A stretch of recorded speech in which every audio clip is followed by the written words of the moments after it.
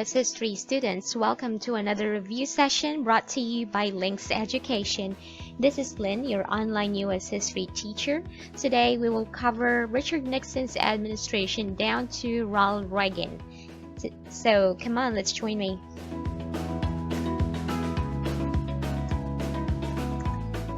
By the way, this is the last series of questions for this particular review game.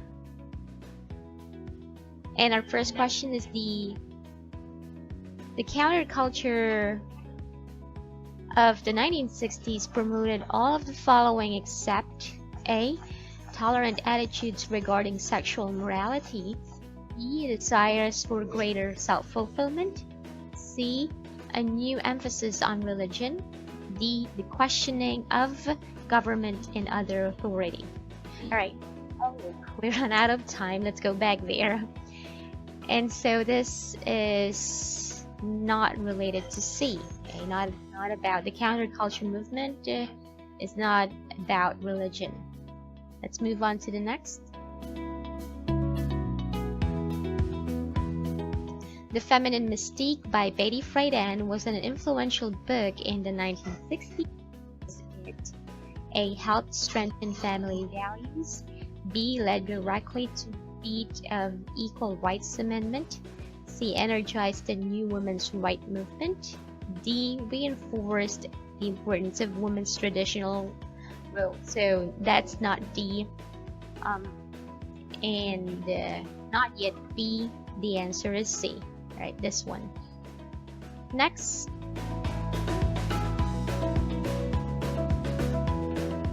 The Watergate scandal grew out of the efforts of Nixon's confinements to A. Control all new appointments for the Supreme Court? No.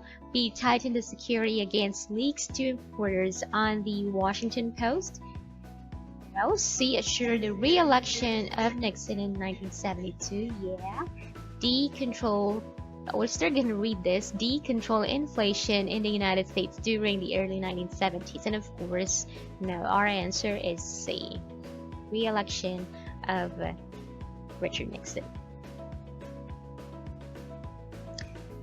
The SALT I Agreement A arranged for the Soviet Union's purchase of at least $750 million in American grain over a 3-year period. B. Brought about the end of the OPEC oil embargo. C. Called for a paced withdrawal of American missiles and troops in Europe. D. Limited the anti-ballistic missiles of the United States and the Soviet Union. Alright, so this agreement is about.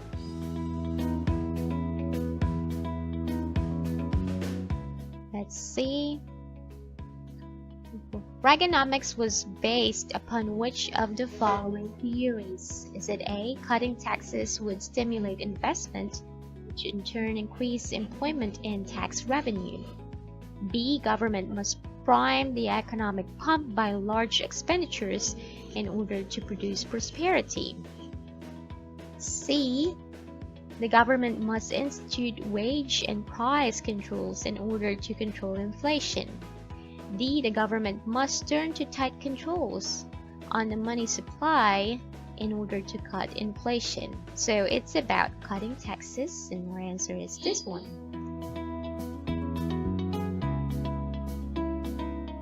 Let's look at the next question.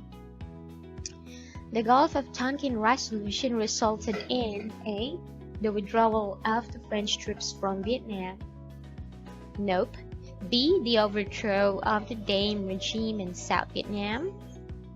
C. Escalation in the bombing of Hanoi and Haiphong. D. A vote of congressional support to increase U.S. military activity in Vietnam. If you remember, this one happened when Lyndon Baines Johnson was the president.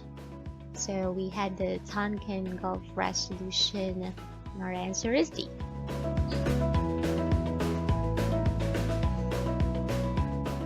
Let's move on to the next one. The Camp David Accords, negotiated during President Jimmy Carter's administration, were an attempt to A. decrease the United States control of the Panama Canal, encourage the use of solar and other non-polluting energy sources, C. end inflationary oil prices, or D. establish peace in the Middle East. And if you are familiar with this event, you should know that it's related to D. Alright, we're moving on to the next question worth $50,000. You guys are ready? Here it is. Which of the following policies did Richard Nixon and Henry Kissinger inaugurate in Vietnam in 1969? Is it A. pacification, B. attrition, C. Vietnamization, or D. relocation? Alright, very straightforward. Our answer is C. Vietnamization. Next question. We're down to the last 4 questions. The Camp David Accords were a peace treaty between what 2 nations? A. Israel and Syria, B. Israel and Iran, C. Israel and Egypt, or D. Israel and Jordan. Now our answer here is C. Israel and Egypt. Alright, so just sit still. Last 3 questions. The 1968 Tet Offensive, A, was depicted in the American news media as a major victory for U.S. forces. B, was a military victory for the Communist North Vietnamese forces. C, brought an immediate end to the Vietnam War. Nope. D, led to the belief in the United States that Vietnam War was unwinnable. Yes, that's so true. The answer is D. Okay, last two questions.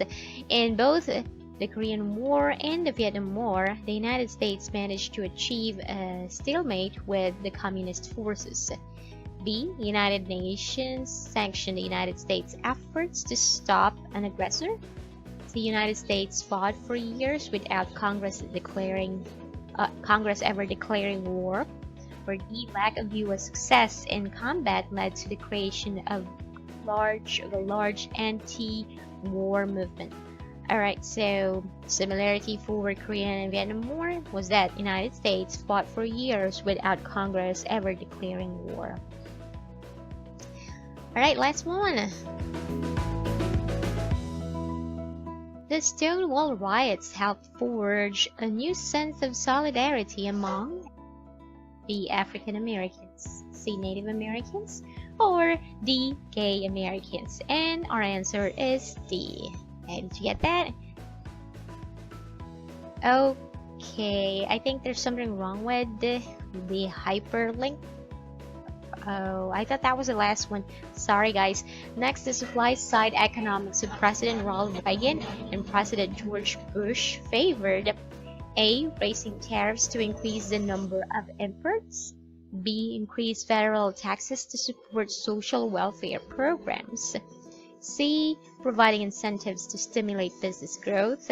Or D. Establishing government programs to provide jobs for the unemployed. And our answer is C. Stimulate the growth of business. Alright, congratulations guys. If you finished all of these questions from our millionaire game, I am happy because you're able to look at some of the questions that might really help you for the SAT US History subject test. Even though this is already done, I mean we're done with the millionaire game, continue to watch for the next videos as I'm planning to create more US history content in the future. So consistently review and read the book. I hope that you learned something today. Do not forget to share and subscribe to my channel Links Education. I'll see you in the next video.